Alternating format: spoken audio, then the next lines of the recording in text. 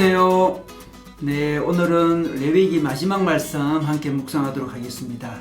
오늘 말씀은 레위기 27장 26절에서 34절 말씀입니다. 이 본문 말씀으로 헌신은 신앙 고백입니다 라는 제목으로 말씀 나누고 싶습니다.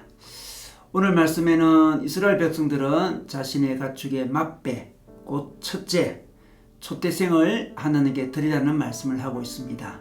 그리고 11조를 드리라고 하고 있습니다. 그런데 가축의 촛대생과 11조는 바치겠다고 서운하지 말라고 하십니다. 왜냐하면 이미 하나님의 것이라는 것입니다. 촛대생과 11조는 우리가 하나님께 특별히 드리거나 헌신의 대상이 아니라는 것입니다.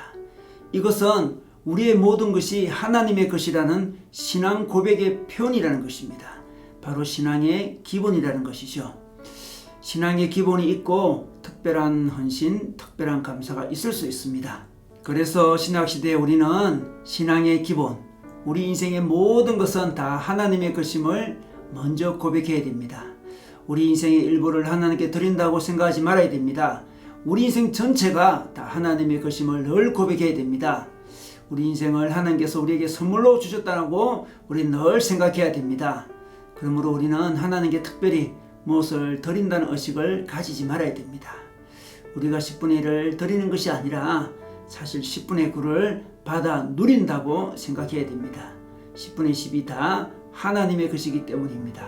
그런데 우리가 하나님의 것임을 우리가 잊어버리기 쉽기 때문에 상징적으로 우리는 10분의 1을 따로 떼어 드리는 것입니다. 그리고 10분의 1을 드릴 때도 우리는 가려서 드리지 말아야 한다고 말씀하고 있습니다. 우리는 좋은 것을 취하고 좀 부족한 것은 드리고 싶은 그런 마음이 들 수가 있습니다. 그래서 32절에 보니 목자의 지팡이 밑으로 짐승을 지나가게 하여 10번째 금마다 바쳐야 한다 이렇게 말씀하고 있습니다. 짐승의 오열을 따라 바꾸지 말라는 것입니다. 하나님께 열등한 것을 드리지 말라는 것입니다. 우리 인간은 연약하기 때문에 언제든지 하나님의 것이 아닌 모든 것이 나의 것이라 생각하기 쉽습니다. 그래서 탐심이 생기고 인색해지기 쉽습니다. 그러므로 인색해지는 것, 탐심이 생기는 것은 근본적으로 우리 인생이 하나님의 것이라는 신앙이 부족해서 그런 것입니다. 우리는 늘 거저 받아서 누린다고 생각해야 됩니다. 모든 것이 다 하나님의 은혜임을 고백해야 됩니다. 우리 생명도 거저 하나님 주셨습니다. 우리의 재능도, 건강도, 물질도, 시간도 하나님이 주셨습니다. 물론 그냥 마음대로 가지라고 주신 것이 아니라 청지기로 잘 활용해라고 사용해라고 맡기신 것입니다. 그래서 우리는 거저 받았다는 것을 잊지 않기 위해, 청지기임을 잊지 않기 위해 하나님께서 우리에게 안식일을 주셨다는 것을 기억해야 됩니다. 안식일날 쉬게 하셨습니다. 청지기임을 기억하기 위함이죠. 안식년도 쉬게 했습니다. 휴년도 쉬게 했습니다. 정기적으로 우리가 자신의 시간과 자신의 일을 내려놓지 못하면 탐욕에, 인색에 빠지기 쉽기 때문에 그렇습니다. 인생이 자신의 것이라고 오해할 수 있기 때문에 그렇습니다. 그래서 우리는 자신의 인생이 하나님의 것이라는 것을 잊지 않기 위해 무언가를 해야 됩니다. 탐욕에 빠지지 않게 정기적으로 무엇을 내려놓아야 됩니다.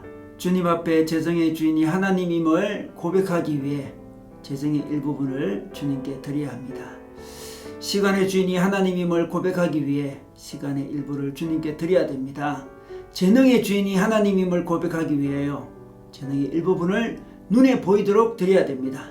자신의 에너지의 주인이 하나님임을 고백하기 위하여 자신의 에너지의 일부를 공동체와 이웃을 위해 눈에 보이도록 드려야 하는 것입니다. 오늘도 하나님께서 우리 인생의 주인이심을 고백하는 시간이 되기를 바랍니다. 그리고 그 고백이 구체적인 표현으로 드려지기를 주님의 이름으로 축원합니다.